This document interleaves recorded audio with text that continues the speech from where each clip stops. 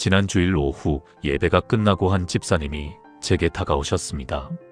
얼굴이 창백하셨습니다. 목사님, 저 30년 동안 교회 다녔는데요. 말씀을 잊지 못하셨습니다. 마태복음 7장 21절 읽고 잠이 안 와요. 저는 그 순간 가슴이 철렁 내려앉았습니다. 그분의 눈에 두려움이 가득했기 때문입니다. 30년이라는 세월 동안 새벽기도 빠지지 않으셨습니다. 11조 한 번도 걸은 적 없으셨습니다. 봉사라면 언제나 앞장서시는 분이셨습니다. 그런데 그분이 밤잠을 설치고 계셨습니다. 단 한 구절의 말씀 때문에. 솔직히 고백하겠습니다.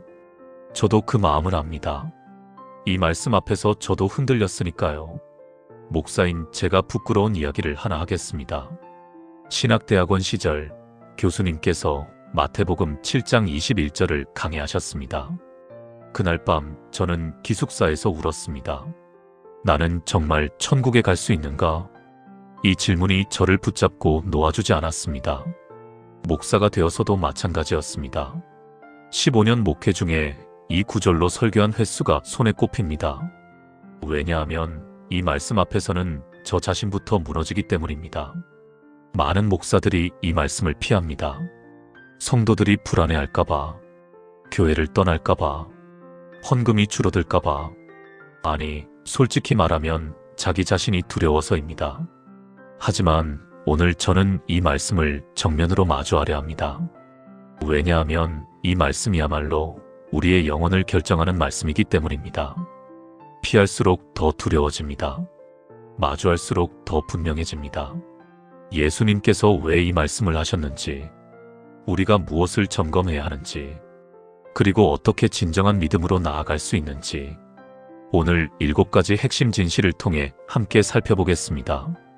이 말씀이 두렵게 느껴지시는 분, 천국에 대한 확신이 흔들리시는 분, 형식적인 신앙에서 벗어나고 싶으신 분, 오늘 이 시간이 여러분의 인생을 바꾸는 시간이 될 것입니다. 먼저 예수님의 말씀을 정확히 읽어보겠습니다. 마태복음 7장 21절입니다.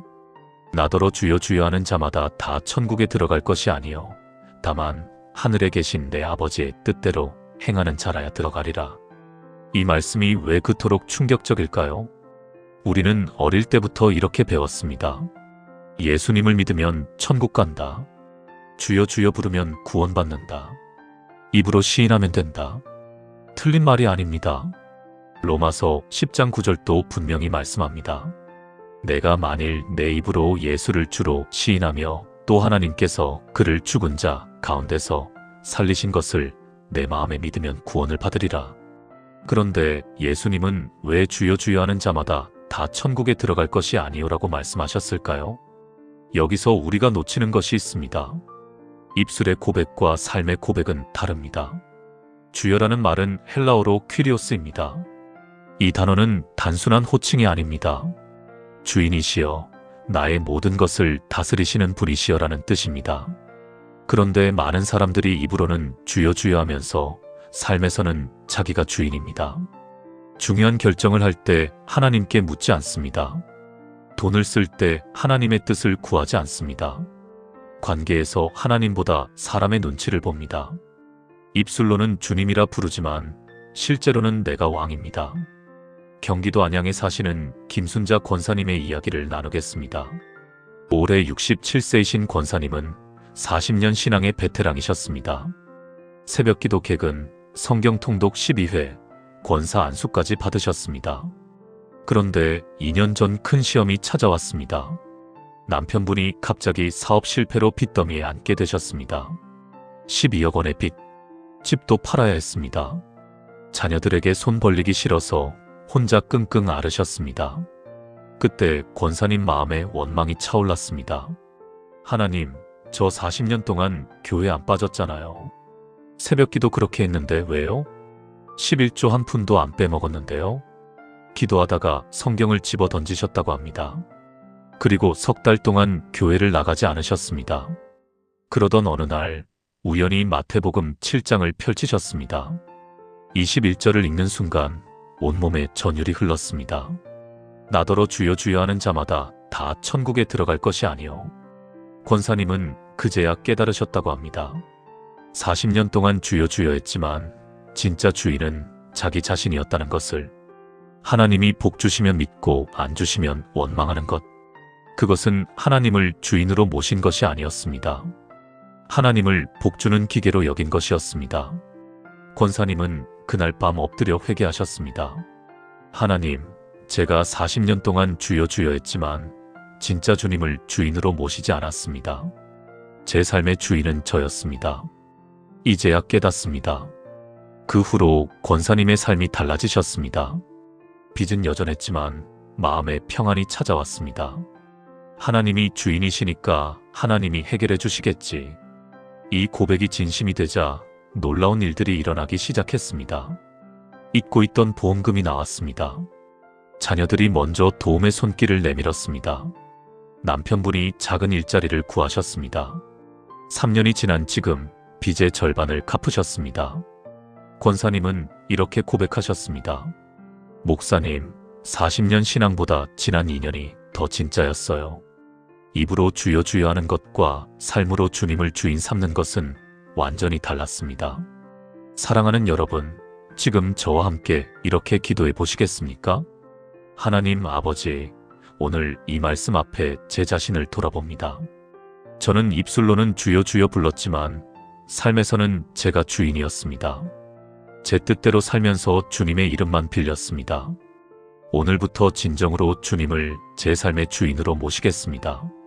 제 결정, 제 시간, 제 돈, 제 관계 모든 영역에서 주님이 왕이 되어 주소서. 예수님의 이름으로 기도합니다. 아멘. 입술의 고백이 삶의 고백이 될 때, 주여라는 말이 진정한 항복이 될 때, 그때 비로소 우리는 천국을 향해 가고 있는 것입니다. 예수님은 분명히 말씀하셨습니다. 다만 하늘에 계신 내 아버지의 뜻대로 행하는 자라야 들어가리라. 여기서 핵심 단어는 행하는입니다. 헬라어로 포이에오입니다. 이 단어는 실제로 수행하다, 만들어내다, 생산하다라는 뜻입니다. 아는 것이 아닙니다. 느끼는 것이 아닙니다. 말하는 것이 아닙니다. 행하는 것입니다. 야고보서 1장 22절도 같은 말씀을 합니다. 너희는 말씀을 행하는 자가 되고 듣기만 하여 자신을 속이는 자가 되지 말라. 많은 그리스도인들이 하나님의 뜻을 압니다. 성경 공부도 많이 했습니다. 설교도 수없이 들었습니다. 그런데 행하지 않습니다. 이것이 문제입니다. 그렇다면 하나님 아버지의 뜻은 무엇일까요? 첫째, 예수 그리스도를 믿는 것입니다. 요한복음 6장 40절. 내 아버지의 뜻은 아들을 보고 믿는 자마다 영생을 얻는 이것이니. 둘째, 거룩하게 사는 것입니다. 데살로니가전서 4장 3절. 하나님의 뜻은 이것이니 너희의 거룩함이라. 셋째, 범사에 감사하는 것입니다. 데살로니가전서 5장 18절. 범사에 감사하라. 이것이 그리스도 예수 안에서 너희를 향하신 하나님의 뜻이니라. 넷째, 선을 행하는 것입니다. 베드로전서 2장 15절. 곧 선을 행함으로 어리석은 사람들의 무식한 말을 막으시는 것이 하나님의 뜻이니라. 이 네 가지를 아는 것은 어렵지 않습니다. 문제는 행하는 것입니다. 부산 해운대에 사시는 박영호 장로님의 이야기입니다. 올해 72세이신 장로님은 대기업 임원 출신이셨습니다. 은퇴 후 교회에서 장로로 섬기셨습니다. 성경 지식이 해박하셔서 교회에서 성경 공부 교사도 맡으셨습니다. 하나님의 뜻이 무엇인지 누구보다 잘 아셨습니다. 그런데 장로님에게 한 가지 문제가 있었습니다. 용서하지 못하는 사람이 있었습니다. 30년 전 사업 파트너였던 분. 그 사람 때문에 큰 손해를 보셨습니다. 배신당하셨습니다. 장로님은 그 사람을 용서하지 못하셨습니다. 그 사람 이름만 들어도 이가 갈리셨습니다. 어느 날 새벽 기도 중에 마태복음 6장 14절이 마음에 꽂혔습니다. 너희가 사람의 잘못을 용서하면 너희 하늘 아버지께서도 너희 잘못을 용서하시려니와. 장로님은 알고 계셨습니다.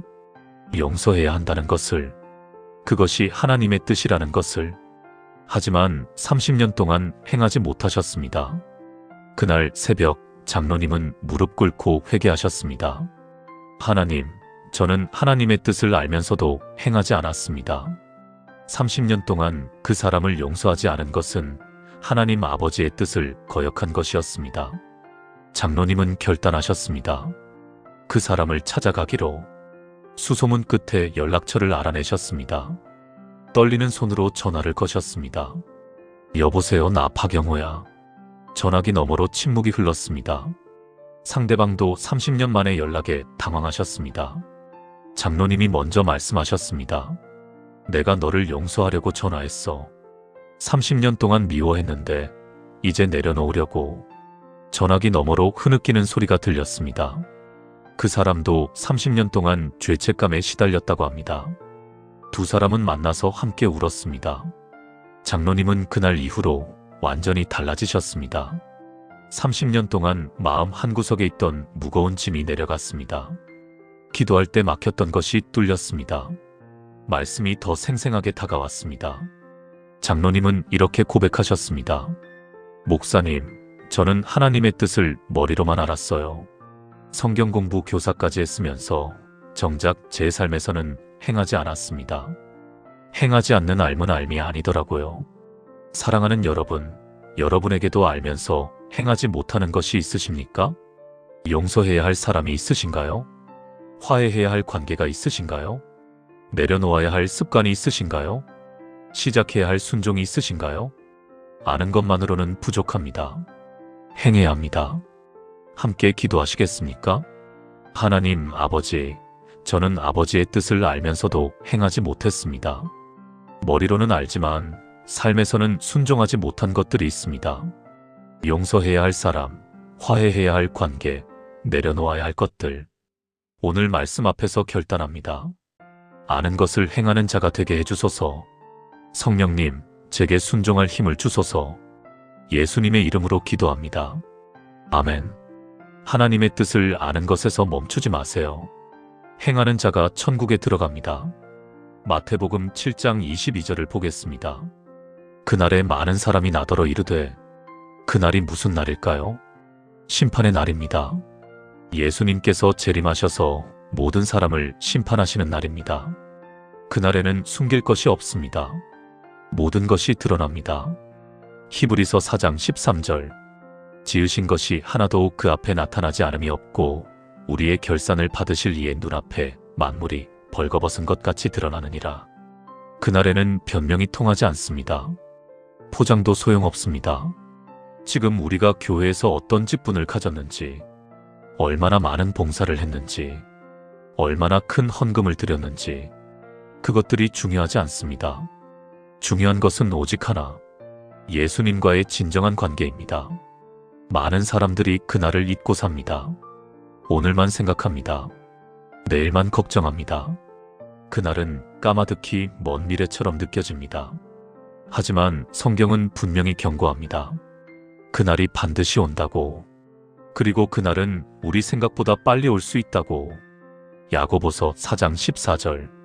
내일 일을 너희가 알지 못하는도다. 너희 생명이 무엇이냐? 너희는 잠깐 보이다가 없어지는 안개니라. 경상북도 경주에 사시던 이말순 권사님의 이야기입니다. 올해 83세로 하늘나라에 가셨습니다. 권사님은 60년 신앙의 어르신이셨습니다. 교회의 산증인이셨습니다. 그런데 권사님이 돌아가시기 한 달 전에 저를 부르셨습니다. 목사님, 저 무서워요. 저는 깜짝 놀랐습니다. 60년 신앙의 어르신이 무섭다니. 권사님, 뭐가 무서우세요? 그날이 무서워요. 예수님 앞에 설 날이. 권사님은 눈물을 흘리셨습니다. 60년 동안 교회 다녔는데 진짜 예수님을 알았나 모르겠어요. 형식만 갖춘 거 아닌가 싶어요. 저는 권사님 손을 잡고 함께 기도했습니다. 그리고 말씀을 나눴습니다. 요한일서 5장 13절.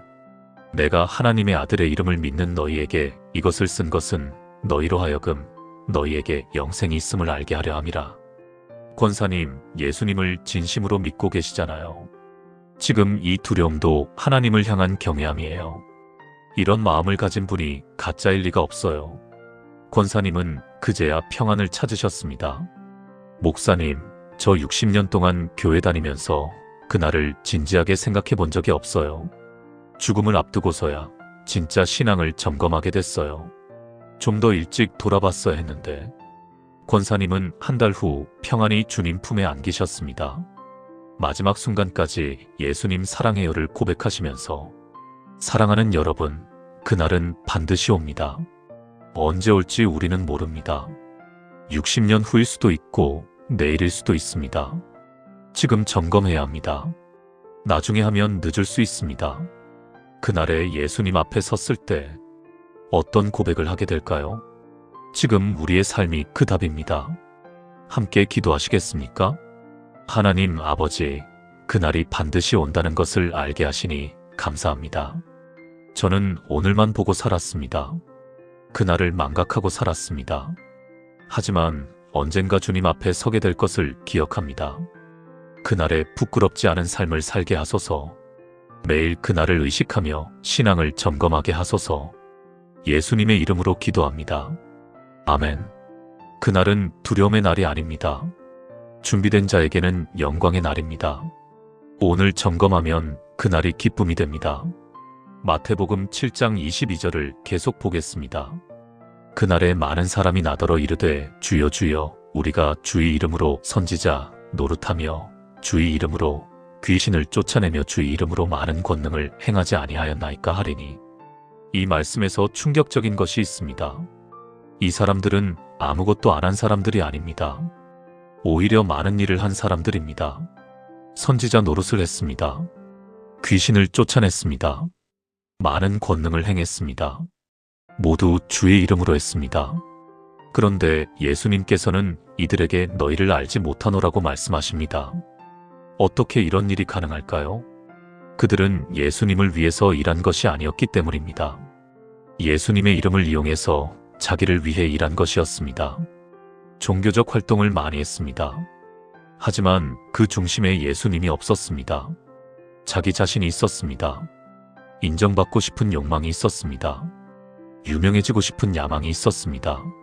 사람들의 칭찬을 갈망했습니다. 주의 이름으로라는 말이 붙었지만 실제로는 내 이름으로였습니다. 이것이 종교적 활동의 함정입니다. 겉으로는 하나님을 위하는 것 같지만 속으로는 자기를 위하는 것. 많은 일을 하면서도 하나님과의 관계는 멀어지는 것. 바쁘게 봉사하면서도 기도는 뒷전인 것. 사람들 앞에서는 열심이지만 혼자 있을 때는 식어 있는 것. 서울 강남에서 큰 교회를 섬기시던 김현수 집사님의 이야기입니다. 올해 55세이신 집사님은 교회에서 능력자로 통하셨습니다. 사업도 성공하셨고 교회 일도 열심히 하셨습니다. 성가대 지휘, 재정위원, 건축위원, 선교위원 맡은 일이 5개가 넘었습니다. 주일에는 아침부터 저녁까지 교회에 계셨습니다. 모두가 김 집사님을 칭찬했습니다. 저분처럼 헌신하는 분이 없어. 그런데 3년 전 집사님에게 큰 위기가 찾아왔습니다. 갑자기 번아웃이 왔습니다. 몸도 마음도 완전히 지쳐버렸습니다. 교회에 가기 싫어졌습니다. 하나님이 원망스러워졌습니다. 제가 이렇게 열심히 했는데 왜 이래요? 집사님은 3달 동안 교회를 쉬셨습니다. 그 시간 동안 깊은 자기 성찰을 하셨습니다. 그리고 충격적인 사실을 깨달으셨습니다. 나는 주님을 위해서 일한 게 아니었구나. 사람들에게 인정받으려고 일했구나. 김 집사님, 대단해라는 소리가 듣고 싶었구나. 내 이름을 높이기 위해 주의 이름을 이용했구나. 집사님은 무릎 꿇고 회개하셨습니다. 그리고 모든 직분을 내려놓으셨습니다. 목사님, 저 처음부터 다시 시작하고 싶어요. 진짜 주님을 위한 삶이 뭔지 배우고 싶어요. 집사님은 그 후로 조용히 교회에 다니셨습니다. 직분 없이, 화려한 봉사 없이 대신 매일 새벽 기도에 나오셨습니다. 혼자서 말씀을 묵상하셨습니다. 1년이 지나자 집사님의 얼굴이 달라졌습니다. 예전에는 바쁘고 지쳐 보이셨는데 이제는 평안하고 기쁨이 넘치셨습니다. 집사님은 이렇게 고백하셨습니다. 목사님, 저 예전에 엄청 많이 했잖아요. 근데 그때 주님과의 관계는 형편없었어요. 지금은 하는 일은 적지만 주님과는 훨씬 가까워요. 주의 이름으로가 진짜 주의 이름으로가 됐어요. 사랑하는 여러분, 지금 여러분의 봉사는 누구를 위한 것입니까? 종교적 활동이 많으신가요? 그 중심에 정말 예수님이 계신가요? 아니면 나 자신이 있나요? 함정에 빠지지 마세요. 많이 하는 것이 중요한 게 아닙니다. 누구를 위해 하느냐가 중요합니다. 함께 기도하시겠습니까? 하나님 아버지, 저는 주의 이름으로 많은 일을 했습니다. 하지만 그 중심에 저 자신이 있었음을 고백합니다. 사람들의 인정을 원했습니다. 칭찬을 갈망했습니다. 주님의 이름을 빌려 제 이름을 높였습니다. 용서해 주세요. 이제는 진정으로 주님만을 위해 살게 하소서. 주님만 높여지는 삶이 되게 하소서. 예수님의 이름으로 기도합니다. 아멘. 종교적 활동의 함정에서 벗어나세요. 진짜 예수님을 위한 삶으로 나아가세요. 마태복음 7장 23절입니다. 그때에 내가 그들에게 밝히 말하되 내가 너희를 도무지 알지 못하니. 이 말씀이 가장 무섭습니다. 예수님께서 너희를 알지 못한다고 말씀하시는 것, 이보다 더 무서운 말이 있을까요? 여기서 알다라는 단어가 중요합니다. 헬라어로 기노스코입니다. 이 단어는 단순히 인지하다가 아닙니다. 깊이 알다, 친밀하게 경험하다, 관계를 맺다라는 뜻입니다. 예수님께서 너희를 알지 못한다고 하신 것은 너희와 친밀한 관계가 없었다는 뜻입니다. 너희가 나를 알았을지 몰라도 나는 너희를 알지 못한다. 너희가 내 이름을 불렀을지 몰라도 나와 관계가 없었다. 이것이 가장 비극적인 신앙입니다. 하나님에 대해 아는 것과 하나님을 아는 것은 다릅니다. 예수님에 대해 배운 것과 예수님과 관계 맺는 것은 다릅니다. 성경 지식이 많은 것과 하나님과 친밀한 것은 다릅니다. 어떤 사람들은 신학을 공부합니다. 하나님에 대해 모든 것을 압니다. 삼위일체도 알고 구원론도 알고 종말론도 압니다. 하지만 하나님과 개인적인 관계는 없습니다. 기도 시간이 없습니다. 말씀 묵상이 없습니다. 하나님의 음성을 들어본 적이 없습니다. 이것이 관계없는 신앙입니다. 전라남도 순천에 사시는 정미영 권사님의 이야기입니다. 올해 63세이신 권사님은 35년 동안 교회에 다니셨습니다. 성경 공부도 열심히 하셨습니다. 제자 훈련도 받으셨습니다. 성경 66권의 줄거리를 다 외우실 정도였습니다. 그런데 권사님에게 한 가지 비밀이 있었습니다. 기도가 안 됐습니다. 하나님이 멀게 느껴졌습니다. 다른 사람들이 하나님 음성 들었어요 라고 하면 이해가 안 됐습니다. 하나님이 응답하셨어요 라는 간증이 부러웠습니다. 35년 동안 교회 다니면서 하나님을 경험해 본 적이 없다는 사실. 이것이 권사님의 가장 큰 고민이었습니다.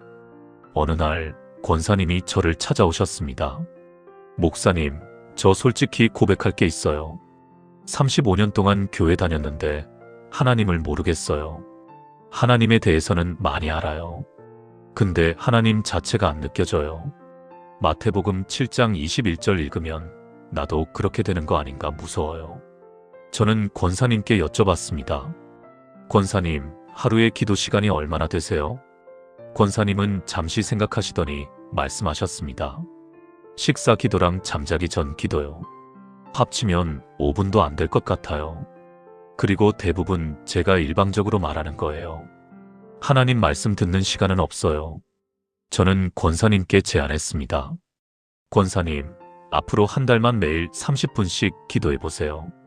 근데 10분은 말하시고 20분은 침묵 속에 하나님 음성을 기다려보세요. 권사님은 반신반의하며 시작하셨습니다. 처음 일주일은 아무것도 느껴지지 않으셨다고 합니다. 20분 침묵이 너무 길게 느껴지셨다고 합니다. 그런데 10일째 되던 날, 침묵 속에서 마음에 떠오르는 말씀이 있었습니다. 너는 내 것이다. 권사님은 그 순간 눈물이 쏟아지셨다고 합니다. 35년 만에 처음으로 하나님이 가까이 느껴지셨다고 합니다. 그 후로 권사님은 완전히 달라지셨습니다. 매일 새벽 1시간씩 기도하셨습니다. 말씀 묵상 시간을 가지셨습니다. 하나님과 대화하기 시작하셨습니다. 6개월 후 권사님은 이렇게 고백하셨습니다. 목사님, 저 35년 동안 하나님에 대해 알았어요. 근데 하나님을 몰랐어요. 지금은 하나님을 알아요. 매일 만나요. 매일 대화해요. 이게 진짜 신앙이었구나. 사랑하는 여러분, 하나님과의 관계가 있으십니까? 하나님에 대해 아는 것만으로는 부족합니다. 하나님을 알아야 합니다. 매일 만나야 합니다. 매일 대화해야 합니다. 그래야 그날에 예수님께서 나는 너를 안다고 말씀해 주실 것입니다. 함께 기도하시겠습니까? 하나님 아버지, 저는 아버지에 대해 많이 알았습니다. 하지만 아버지를 깊이 알지 못했습니다. 관계가 부족했습니다. 기도가 짧았습니다. 대화가 없었습니다. 오늘부터 아버지와 친밀한 관계를 맺게 하소서. 매일 아버지를 만나고 대화하게 하소서. 그날에 주님께서 저를 아신다고 말씀해 주시도록 오늘부터 관계를 쌓아가게 하소서. 예수님의 이름으로 기도합니다. 아멘. 관계 없는 신앙에서 벗어나세요.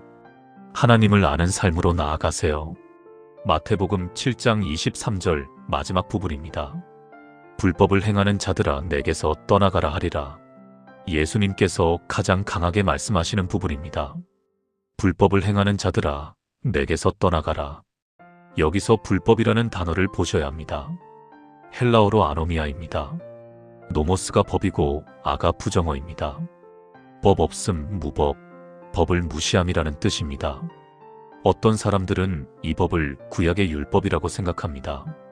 하지만 여기서 말하는 법은 더 넓은 의미입니다.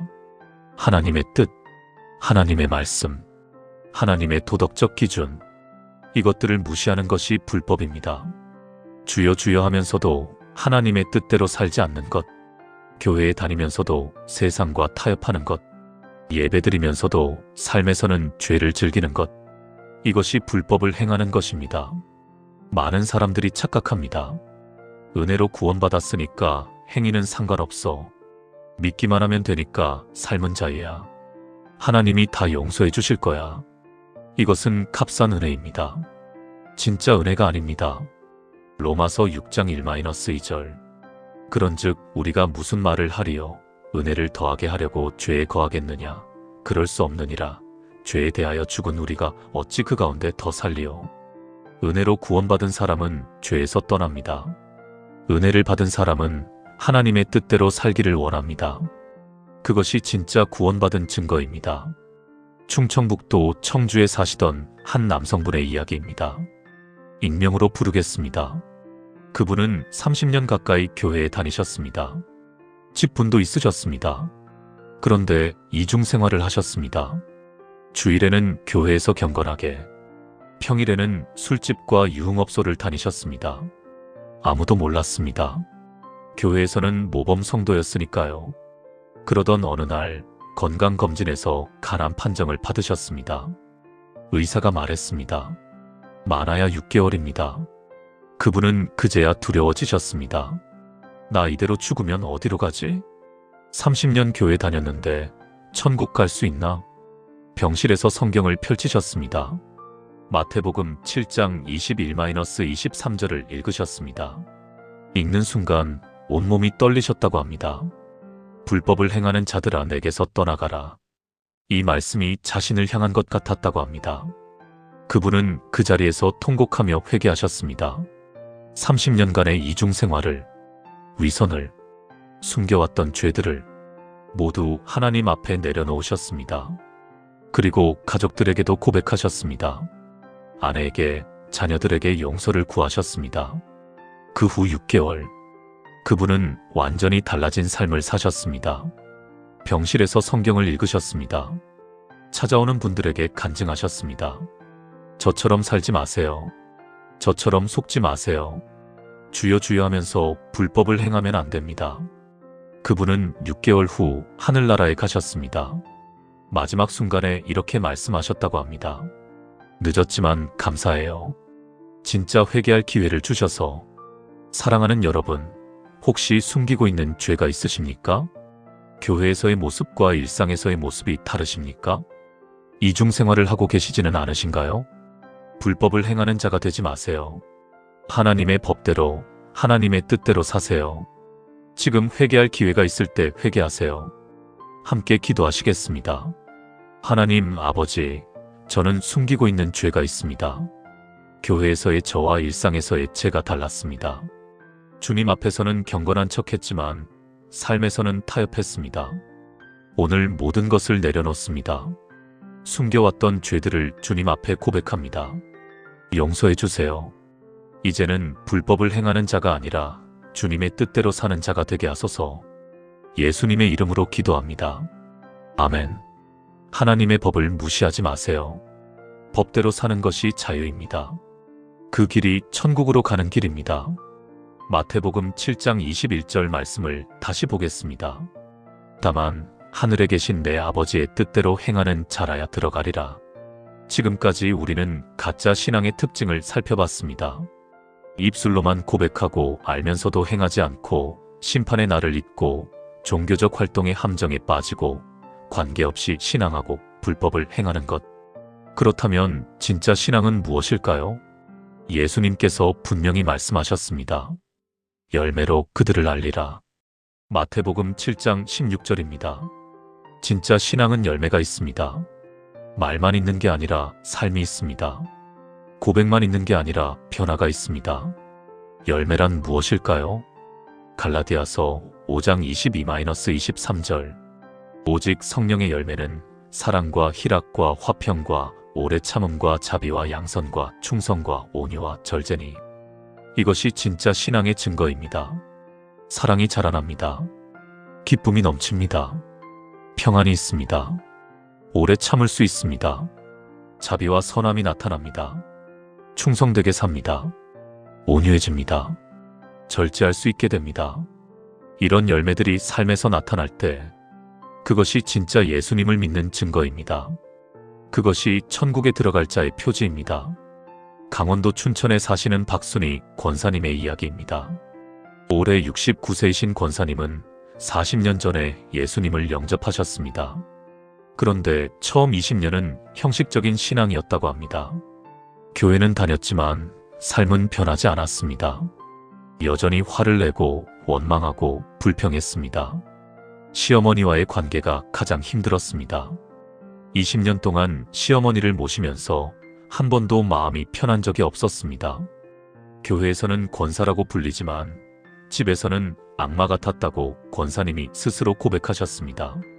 그러던 어느 날 시어머니가 쓰러지셨습니다. 뇌졸중이었습니다.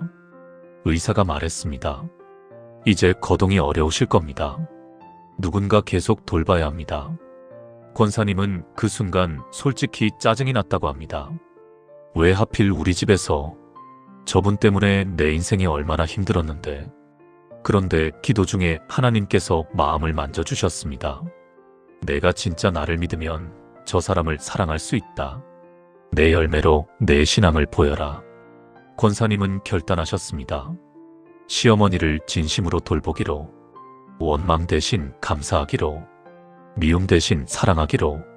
처음에는 연기였다고 합니다. 진심이 아니었다고 합니다. 억지로 웃고 억지로 친절했다고 합니다. 그런데 한 달, 두 달, 세 달이 지나면서 놀라운 변화가 일어났습니다. 진짜 사랑이 생기기 시작했습니다. 시어머니가 불쌍하게 보이기 시작했습니다. 연민이 생겼습니다. 돌봐드리는 것이 기쁨이 되기 시작했습니다. 5년 동안 시어머니를 돌보셨습니다.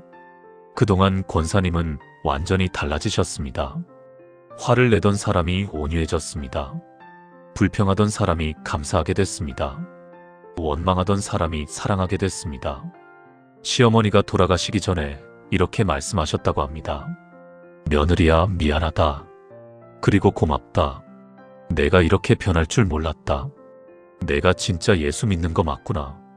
권사님은 지금도 그 말을 기억하신다고 합니다. 목사님, 시어머니가 제 신앙을 인정해 주셨어요.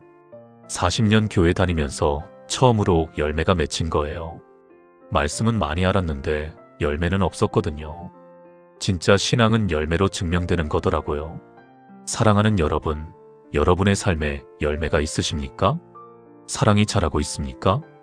인내가 생기고 있습니까? 온유해지고 있습니까? 변화가 있습니까? 열매 없는 나무는 찍혀 불에 던져집니다. 마태복음 7장 19절. 아름다운 열매를 맺지 아니하는 나무마다 찍혀 불에 던져지느니라. 오늘 우리의 삶을 점검해 봐야 합니다. 열매가 있는가? 변화가 있는가? 진짜 예수님을 믿는 증거가 있는가? 함께 기도하시겠습니다. 하나님 아버지, 저는 오랫동안 신앙생활을 했지만 열매가 부족했습니다. 말씀은 알지만 삶에서 나타나지 않았습니다. 사랑과 희락과 화평과 오래 참음이 부족했습니다. 자비와 양선과 충성과 온유와 절제가 부족했습니다. 성령님, 제 안에서 열매를 맺게 해주세요. 말만 있는 신앙이 아니라 삶으로 증명되는 신앙을 갖게 해주세요. 진짜 예수님을 믿는 자로 살게 해주세요. 예수님의 이름으로 기도합니다. 아멘. 진정한 믿음은 열매로 드러납니다. 오늘부터 열매 맺는 삶을 시작하세요. 지금까지 나눈 7가지 말씀을 하나의 기도로 드리겠습니다. 함께 기도하시겠습니까? 전능하신 하나님, 아버지, 오늘 이 시간 마태복음 7장 21절의 말씀을 주셔서 감사합니다. 두렵지만 꼭 들어야 할 말씀이었습니다. 피하고 싶었지만 마주해야 할 진리였습니다. 저는 오늘 저 자신을 정직하게 돌아봅니다. 저는 입술로만 주여 주여 했습니다. 삶에서는 제가 주인이었습니다. 하나님의 뜻을 알면서도 행하지 않았습니다. 그날을 망각하고 오늘만 살았습니다. 주의 이름으로 일했지만 속으로는 저를 위한 것이었습니다. 하나님에 대해 알았지만 하나님을 알지 못했습니다. 불법을 행하면서도 부끄럽지 않았습니다. 열매 없이 나무만 무성했습니다. 주님 용서해 주세요. 오늘 저를 새롭게 해주세요. 이제는 입술만이 아니라 삶으로 고백하겠습니다. 아는 것을 행하겠습니다. 그날을 기억하며 살겠습니다. 진정으로 주님만을 위해 살겠습니다. 주님과 친밀한 관계를 맺겠습니다. 불법에서 떠나겠습니다. 열매 맺는 삶을 살겠습니다. 그날에 주님께서 저를 아신다고 말씀해 주시길 간절히 원합니다. 잘하였도다 착하고 충성된 종아라는 말씀을 듣고 싶습니다. 성령님, 오늘 결단한 것을 끝까지 지킬 수 있도록 도와주소서. 진짜 천국에 들어갈 자가 되게 해주소서. 살아계신 예수 그리스도의 이름으로 기도합니다. 아멘. 사랑하는 성도 여러분, 오늘 7가지 진실을 함께 나눴습니다. 첫째, 입술의 고백만으로는 부족합니다. 삶으로 주님을 주인 삼아야 합니다. 둘째, 아는 것과 행하는 것은 다릅니다. 하나님의 뜻을 행해야 합니다. 셋째, 그날의 모든 것이 드러납니다. 지금 점검해야 합니다. 넷째, 종교적 활동의 함정에 빠지지 말아야 합니다. 진짜 주님을 위한 삶이어야 합니다. 다섯째, 관계없는 신앙은 비극입니다. 하나님을 깊이 알아야 합니다. 여섯째, 불법을 행하면 안 됩니다. 하나님의 법대로 살아야 합니다. 일곱째, 진짜 믿음은 열매로 증명됩니다. 변화가 있어야 합니다. 마태복음 7장 21절. 많은 목사들이 피하는 말씀입니다. 하지만 이 말씀을 피하면 안 됩니다. 정면으로 마주해야 합니다. 왜냐하면 이 말씀이 우리의 영혼을 결정하기 때문입니다. 오늘 이 말씀을 듣고 두려우신 분이 계실 겁니다. 나는 괜찮을까? 그 두려움이 은혜입니다. 그 두려움이 점검하게 합니다. 그 두려움이 변화하게 합니다. 진짜 무서운 것은 두려움이 없는 것입니다. 자기가 괜찮다고 착각하는 것입니다. 오늘 두려우시다면 그것이 하나님의 손길입니다. 지금 돌아서면 됩니다. 지금 회개하면 됩니다. 지금 결단하면 됩니다. 너무 늦은 때는 없습니다. 그날이 오기 전까지는 오늘 이 말씀이 마음에 와닿으셨다면 좋아요를 눌러주시고 아래 댓글란에 진짜 신앙으로 살겠습니다라고 적어주세요. 그 고백이 여러분의 변화의 시작이 될 것입니다. 하나님의 풍성한 은혜가 여러분의 삶 가운데 넘치시길 축원합니다. 오늘부터 진짜 천국의 시민으로 사시길 기도합니다. 예수 그리스도의 이름으로 축복합니다.